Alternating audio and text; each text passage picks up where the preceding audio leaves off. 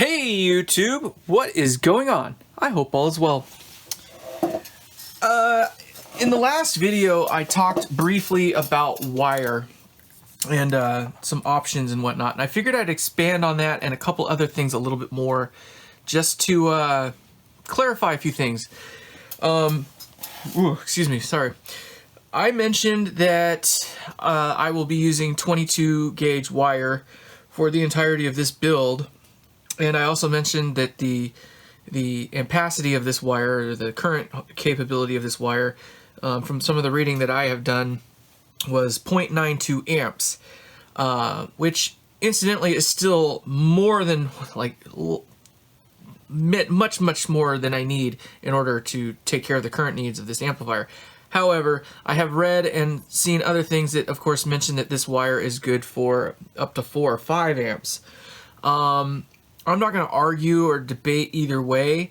What I can tell you is that even with what I am certain of with this, it is sufficient to do the build in its entirety.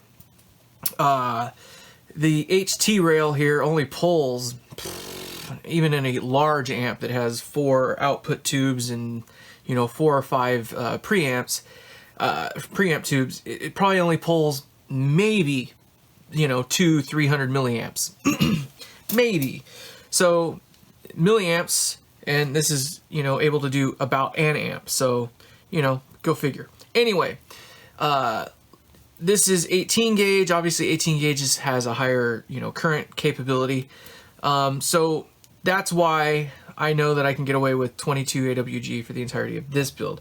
Now obviously in the heater supply you need to evaluate what your needs will be.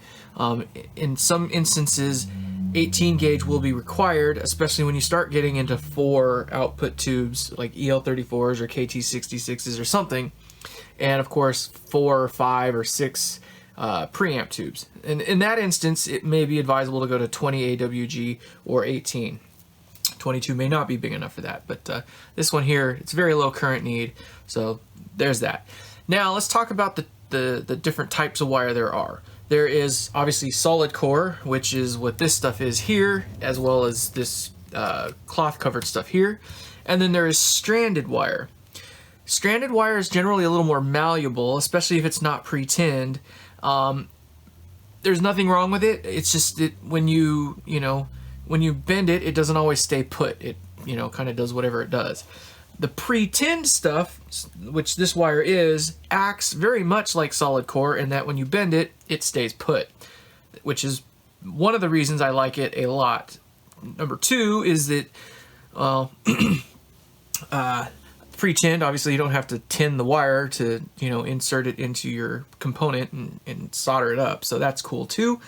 Another thing I like about this particular wire is that it's got the Teflon coating on it. The Teflon coating it just doesn't melt, more or less. I think it's called Tefex or Tefnex or Teflex. I don't know. It's some sort of weird plastic coating that doesn't melt. Whereas other wires like this stuff here, this is also 22 gauge solid core. It has a PVC coating on it. Now the PVC is going to melt or burn when you apply too much heat to it. Unfortunately, turrets take quite a bit of heat in order to get the solder to flow and make a good connection, which may be too long of a time for this wire this wire's jacket to not melt or melt. So in either case, this is solid core here as well, so when you bend it, it stays put, which is great. It's just because it's PVC, the jacket will melt. I use this stuff to do my prototyping. This is obviously much more expensive wire, so this stuff here being less expensive is great, so I can get my prototyping done. This wire here is also solid core, but this has a cloth covering on it, if you will. It's more or less aesthetics. This stuff here is essentially this wire here with a cloth coating on it. And you can kind of see that here with the two. You can see the white PVC bits in there. So this is just for aesthetics. It's nothing for more than looks. This is rated wire though. This is rated for 600 volts, as is this, as is this. I would suggest that if you buy wire, that you buy rated wire, 600 volts, 300 volts or something, and use it in the appropriate manner that your amp will allow for. Obviously, on the HT rail here, we have 340 volts. So a 300 volt wire may not be sufficient, but that is of my opinion. Whether or not you go for that is up to you. I say I like stranded wire. I like pre-tin stranded wire, and I like the Teflon coated pre-tin stranded wire. This stuff is the aeronautic grade, NASA grade, stuff. This is sold on Tube Depot. It's rather expensive compared to this stuff here. Totally up to you which one you want to get. Solid core, I would say one of the biggest downsides to it is it's only got so many times that you can bend it before it breaks. If it breaks, you lose signal integrity and the amp doesn't work. With stranded core, even if it's pre-tinned, it still takes much more effort and energy to make it snap due to bending. And even if it does, if it only breaks a strand or two, you still have several other strands in which will maintain the integrity of the signal. So those are some considerations. Obviously you can get whatever color option you want, and there you have it. So let's move on now. I'm sorry, this video is going to be a little long and it's going to be me kind of rambling on a bit. My apologies. I appreciate you sticking with me though if you do. Let's move on to resistors real quick. This one's kind of a, ooh, excuse me, goodness. And my Dr. Pepper a moment ago, and it's coming back up to get me. There are three major types of resistors that we are most interested in. We'll get to these power ones here in a minute though. There's carbon composition, which I do not have any in my stock, so I don't have that to display to you. Carbon composition are those larger brown looking ones with the stripes on them. As far as I'm concerned, they're the worst of the worst in terms of functional resistors. But there are some that will swear on their grandmother's grave that that is the holy grail to guitar amp tone. I'm not going to argue. I'm not going to, say it is or it isn't. I'm going to say that is completely up to you and your choice. Carbon film, I would say, is a good compromise from, the carbon composition to metal film. It's the in-between option, if you will. Carbon film, there's nothing wrong with it. It sounds just fine. However, it does have more noise than metal film. So if you were to take the order of quietest to noisiest, it would be metal film is the quietest, then carbon film is a little bit quieter, and then carbon composition being the loudest or noisiest of the noisiest. The way that a lot of companies or builders get around that is they use larger wattage resistors.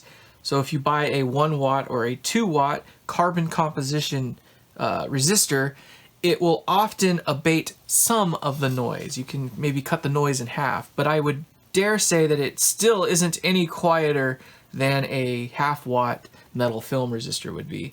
And now you've got these giant resistors with these giant leads coming off of it that you're trying to stick in a very small hole.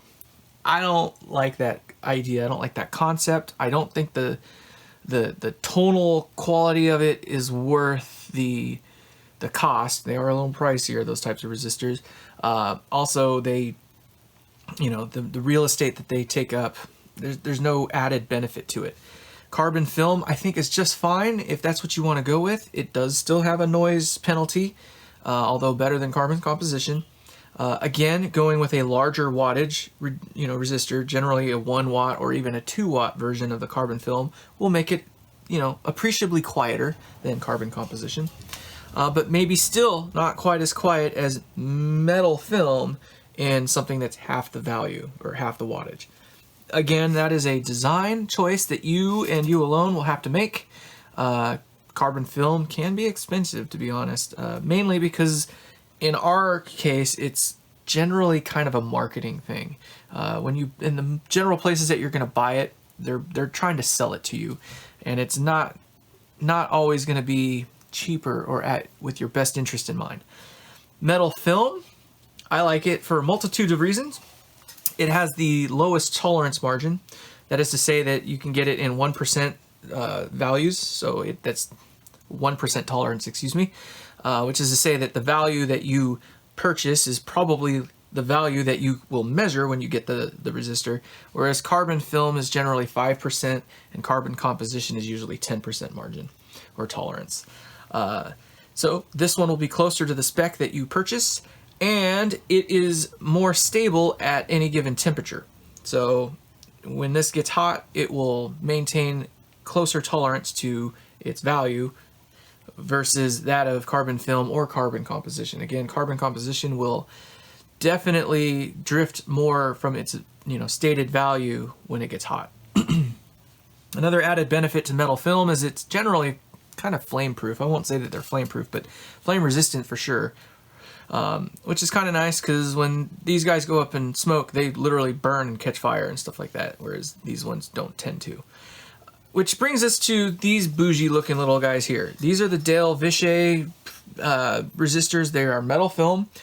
I like them. I like their aesthetic. I like that they have the actual value written right on them. Although with my eyes these days, it is a little easier to read the bars or bands than it is to read the lettering on there sometimes. When I've been out in the garage working on these things for a while, trying to read the lettering on these can be challenging. But these are rated for at least a half a watt. But I guess the nomenclature, the verbiage that comes in the sales, marketing, product, whatever you want to call it, say that they're rated for 1 watt. I won't argue either way. I don't know for certain. I like them for aesthetic reasons and for quality reasons. I know that these are good. They sound great. I like them. I don't care what they cost after that point. So I guess in terms of price, these guys here are very, very cheap. I think these ones you can get for, a couple few cents a piece, 10 cents, 20 cents maybe. About the same for these guys. These guys here, almost $1 a piece, depending on the quantities in which you buy them at. So, for me, the justification is you are getting what I know to be a very good product, quite likely superior to either of these two options here in terms of performance. So that is why I like them, above and beyond the fact that they, look good too. These guys here are in the power section of the amplifier. These are metal oxides. They are great because they do not burn. They just get really hot and crack and kind of break apart, and they don't go up in flames, if you will. These are 3 watts here. In these positions, it's a little overkill. You could probably get away with 2 watt here. I prefer the color blue. It's a me thing. You don't necessarily need to have 3 watt there, but 2 watt comes in gray. So these are a little overkill. And in this position here, this is the first dropping resistor.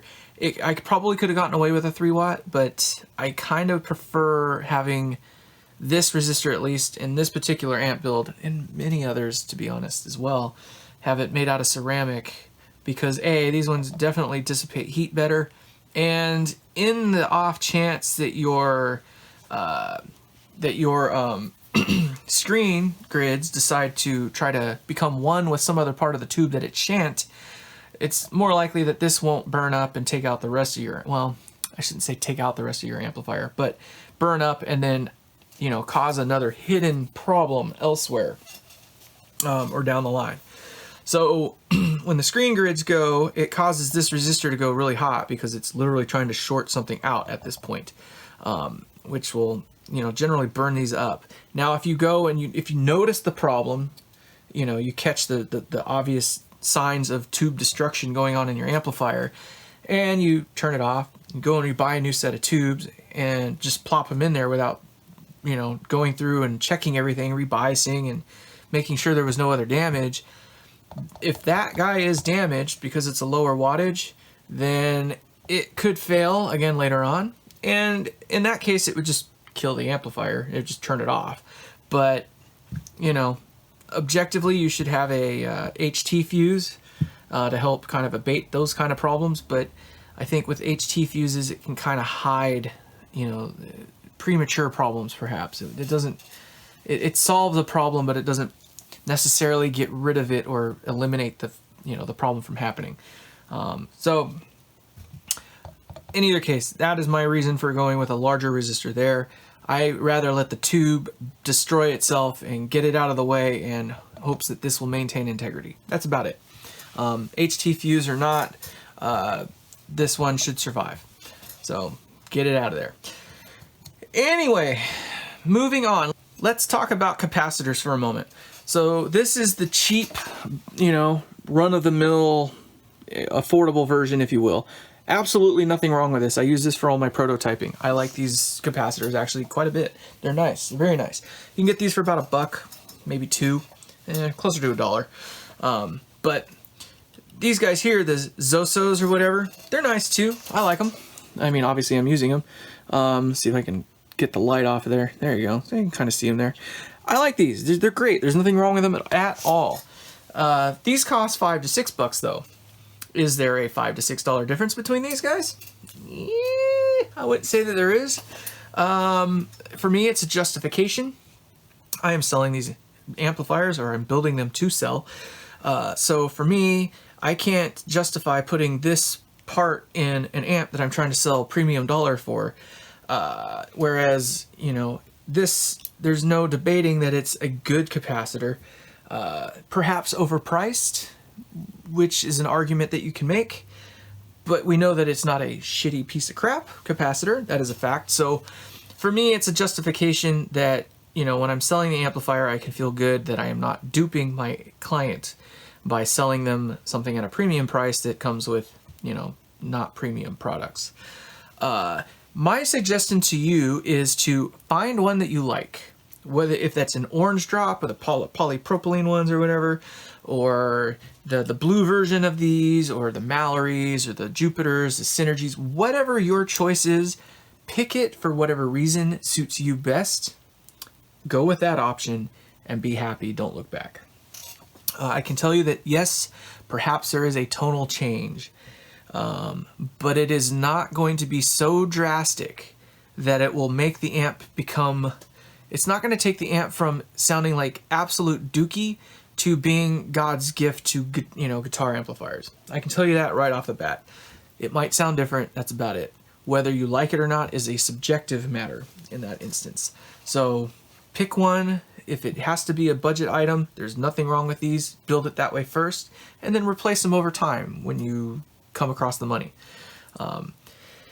For me, I don't see a need to try to skinch on, maybe $100 or $200 worth of parts, to go from premium products or premium parts to, affordable budget, based parts. In the end, the client's going to eat that anyway. And I don't think by the, when you start getting over $1,000, $2,000 for a guitar amplifier, a $1 or $200 difference isn't going to make or break that sale. So for me, I don't see any value in trying to shortcut things or make things cheaper just because it's cheaper. Do it right, and do it right the first time, which is why I spend the big bucks. I use the cheap stuff for the the prototyping, where I'm going to be ripping parts in and out 5 or 6 times. That helps keep the cost down for the R&D side of it. And then once I'm happy with what I got, then I stuff it with the expensive stuff. And then someone else takes it from me from there. All right. Let's also talk real briefly about the line that you see on some of these capacitors. Let me see if I can get the light to work with me. Focus, you fuck. All right. So you can see the black lines that are on there. When I was building this guy, I wasn't really paying attention to the orientation of them. I was just trying to get the content done. So these two are actually backwards. They need to be flipped around in the same direction this one is. And if you watch the video, you'll notice that this one was already backwards too. I've already flipped this one around. I need to do that to those as well. But I wanted to get this video done. So in either case, what does that black line mean? What that black line means is that it's the outside foil. So these are actually just a piece of like thin plastic and a very thin piece of metal that has been rolled up into this shape. And in doing so, when you're done with the roll or the wrap, you have an outside foil. That is what is indicating that that lead is attached to. So this lead over here is the outside foil.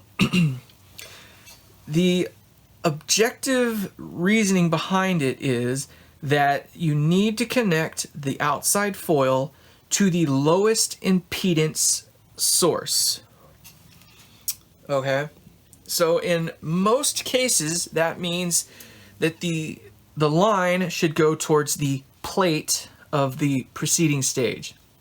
So I've got my, input tube over here, or the input stage tube here, and its plate to drive the next stage is going through this capacitor, or actually both of these guys here, but it's going through here.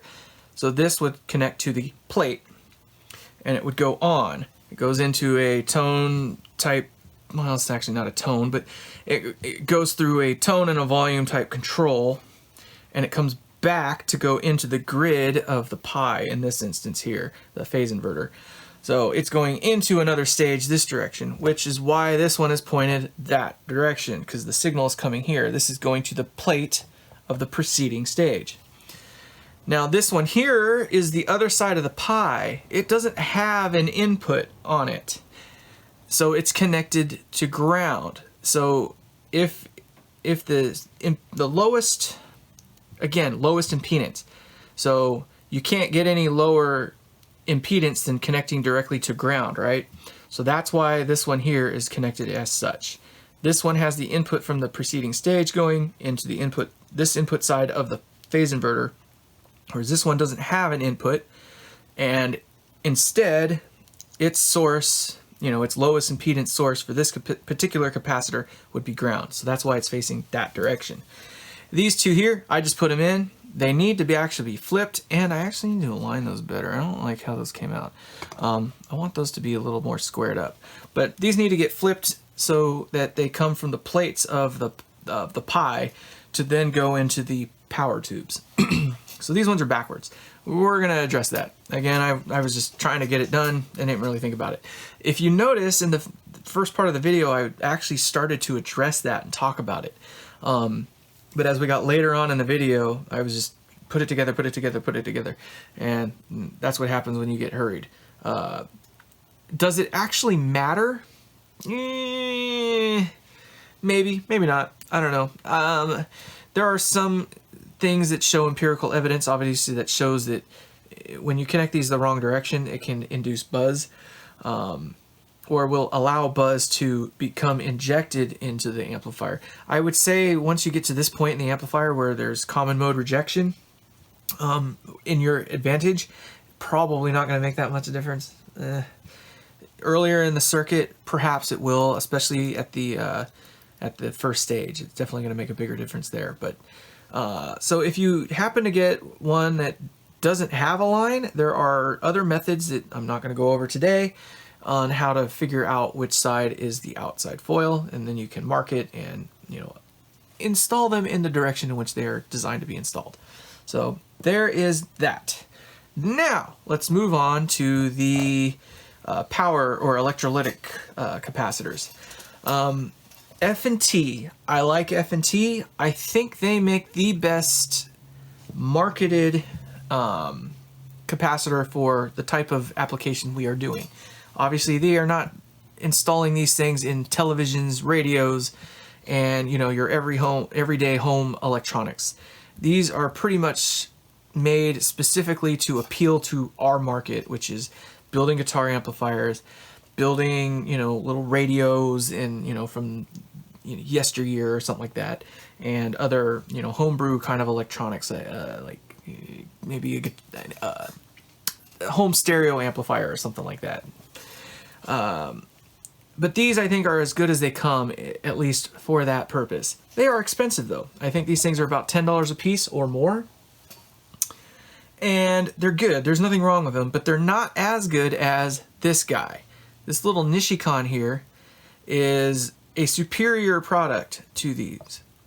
And if you look closely, this one's a 33 UF at 450 volts. This is a 30 UF at 500 volts. So there's a 50 volt difference. This one would work very well in this circuit, and it is about 1/3 of the size of these big old conkers here. And it costs about 1/10 of the cost of these. So if these are $10 a piece, this is about $1, maybe a little bit more. So cheaper, better, faster, stronger, right? These are rated for 85C, which is the temperature rating that they have. Obviously, these are rated for, you know, some X number of hours. These ones are rated for like 10,000 plus hours or something like that, and they're rated for 105C. So these can handle a much higher temperature, will last much, much longer, are more stable, more accurate, more better, all the above. The only downside is you can't get them in an axial lead. They only come in the radial lead. Psionic Audio, he talks about these a little bit in some of his videos, and you know, he lauds them quite a bit. I do too. I am actually working, I have already started a layout that has these in mind, but I think these are still kind of a hard sell for most people. Obviously, most guitarists that are spending the kind of premium money that you would get for an amp like this are expecting these types of devices within them, not these guys. I am looking forward to building my first amp that actually utilizes all of these things in this format here, because boy oh boy, you can save a lot of space with these guys, which would allow more space in between each of these sections here, which means I can then make a quieter amp that is just a little bit better, especially knowing that this is a better product. Again, if with electrolytics, you need to keep an eye on them. There's a positive and a minus side, so obviously the negative side goes to ground, positive side to positive. So these are directional. You hook them up backwards, you get snappy poppy boom. Not good. Unfortunately, F&T does not make capacitors in the size that this one is over here, this guy right here. This is a Sprag. I'm not a huge fan of Sprag, but I just don't think there's anything better than them that is at that size and value. This is a 25 UF. It's a 50 volt or something like that. And I just don't, I haven't found another company that makes one that I think is better. So despite Sprag's kind of, you know, negative press, while I don't get their bigger capacitors, these ones here work just fine and dandy. They're above and beyond. You'll probably look at this one here. It's actually a Zoso or whatever the hell they call them. It's a silver mica. Let's see if I can get that there. Get up in there. It's a silver mica. It's 500 PF. It's a little bit big and bulky. That's the one thing I don't like about it, is how big and bulky it is. I haven't found a better way to really make it fit in the amp other than to just squash it all the way down and run it at the bottom of the turrets or something maybe. I don't like that look though, so I don't know, whatever. This sounds great. It's a very nice silver mica. Unfortunately, they don't have a whole lot of options for that. It is what it is. I think it is a great high quality part. I'm trying to look for something else, perhaps a ceramic that I can put there as well. This one's rated for 1,000 volts. I might try a ceramic disc in that position again one of these days, but I settled on that because I liked it the most. So, but I would like to find something smaller. That is definitely on my, short list. In either case, I know that this was a long video. You hear me rambling on about a bunch of random bullshit that you maybe don't care about. I appreciate you for sticking around as long as you have. I hope we got to learn something today, maybe about the economics of these things, maybe about why you would make a decision for one or the other. Just to recap on things, I like 22 gauge wire. I like it to be pre-tinned, and I like it to be Teflon coated. I think that's the best you can get. Expensive, but worth it. PVC coated wire, either stranded or solid core, is just fine if that's what floats your boat. However, the pre-tinned stuff definitely holds its position a little bit better. For heaters, you need to do some math. You may or may not need to go with a larger gauge wire, such as 18 gauge or 20 gauge even. But with capacitors, again, pick a budget. If you're okay with spending $5 a capacitor because you've only got 5 or 6 of them that you need to put in your amp, I say spend the money. It does seem to help a little bit. I don't like orange drops. That is a personal opinion. Other people love them and swear by them. But pick one that suits your aesthetic, if you will, or maybe whatever lore that you believe in, and go with it. I don't think you can go wrong either way. I chose the yellow versions of these. I'm sure the blue ones would work just as good. I know that I can tell you that these ones also sound good. You can get these at Antique Electronic Supply, and I believe also at Tube Depot if you like. As far as resistors go, I believe that metal film in all positions is just fine. Others might argue that I'm completely off base and that I make shitty sounding amplifiers. Others may not, though.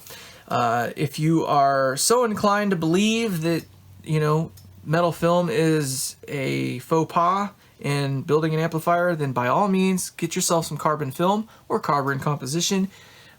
Buy it, be happy with it, and that's that. All that matters is that you are happy.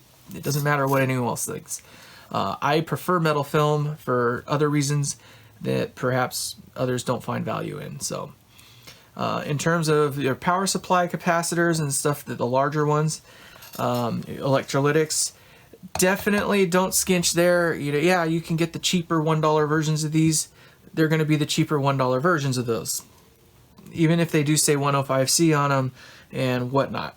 F&T makes great capacitors. I like them. I think that is probably a safe bet every time. That is completely up to you, though. At $10 a piece, it is a bit of a pill to swallow. Hopefully you'll have kind of made your own design, or you've got a kit of some other amplifier that you're just following along with. Make a budgetary decision and stick with it, but I don't think you can go wrong with F&T. And if you want to start trying to implement something like these Nishikons, by all means do so. I think that you can obviously save a lot of real estate, but these are superior. So don't be afraid to think outside the box. For me, again, I'm building these to sell. I kind of got to meet some sort of an aesthetic, which is unfortunate, but we'll move past that point some other day when I'm Ken Fisher or something like that. I'm never going to be Ken Fisher, by the way. So in either case, thank you so much for sticking around. I hope that you found this video useful, and we'll see you on the next one. Take care. Bye.